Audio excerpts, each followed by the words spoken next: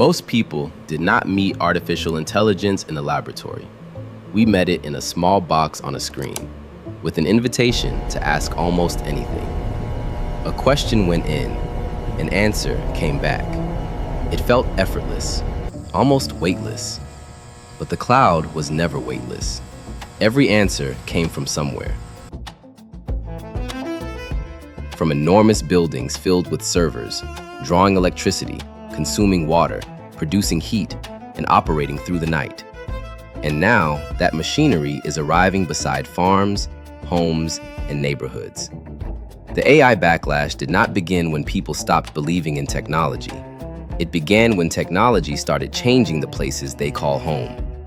In Saline Township, Michigan, the future of artificial intelligence no longer feels distant. It has a location, a footprint, and consequences that residents can see from their own property. Supporters describe investment, construction, and technological progress, but residents are asking more immediate questions. How much electricity will the facility require? Where will the water come from? Who will pay if the electrical grid must be expanded? How much noise will reach nearby homes? And what happens if the company's early estimates turn out to be wrong? These are not questions about whether artificial intelligence should exist. They are questions about who bears the cost when digital technology becomes physical. For the people living nearby, the AI revolution is no longer an abstract promise. It is a decision being made about their community. This reaction is not unique to artificial intelligence. Again and again, transformative technologies have created the same conflict, not simply between progress and fear, but between distant benefits and local consequences. Railroads connected cities, opened markets, and helped build modern economies. But their tracks crossed farms and communities that often had little influence over where they were placed. Progress arrived, but frequently across someone else's land. Electricity was once treated with suspicion too. The wires were unfamiliar. The dangers were poorly understood. Private companies controlled systems that ordinary people were expected to trust. Electricity became essential, but trust required safety standards, public oversight, and accountability. Highways promised mobility, commerce, and personal freedom, but entire neighborhoods were divided or demolished to make room for them. The benefits were regional, the costs were intensely local. Nuclear power offered enormous amounts of energy from a relatively small physical footprint, but its acceptance depended on something engineering alone could not provide: trust. People wanted to know whether institutions were being honest about risk and whether anyone would be held accountable if something went wrong. Wind farms reveal the same distinction today. A person can support renewable energy and still object to a particular project's location, scale, noise, or approval process. Supporting a technology does not mean accepting every project built in its name.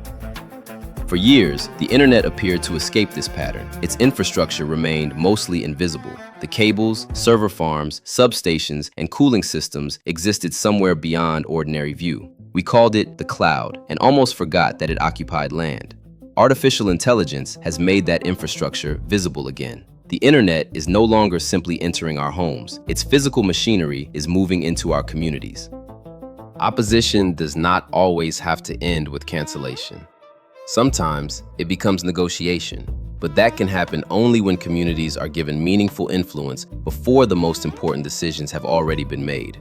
Residents need clear information about water use, electricity demand, noise, construction, tax incentives, and environmental effects.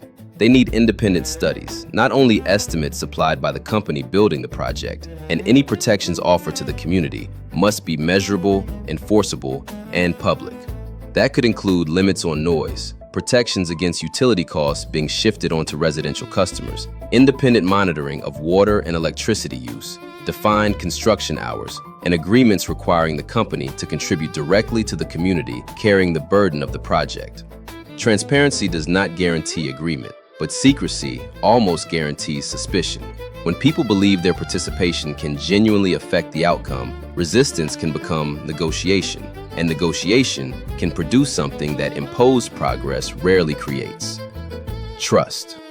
A person may use artificial intelligence tomorrow and still oppose an enormous data center being built beside their home today. That is not necessarily hypocrisy. It is the difference between benefiting from a technology and surrendering control over how it enters your life.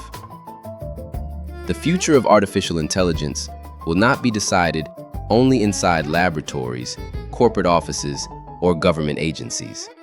It will also be decided in zoning meetings, utility hearings, community centers, and around kitchen tables. People rarely reject technology simply because it is new. They resist when its risks feel personal, when its benefits feel distant, and when its future appears to have been decided without them. The question is not whether artificial intelligence will change the world. It already is. The real question is, who will have the power to shape the places where that future is built? Because progress that is imposed will always feel like a threat, but progress shaped with people has a chance to become a future they can trust. The more we understand what shapes us, the more clearly we can choose who we become.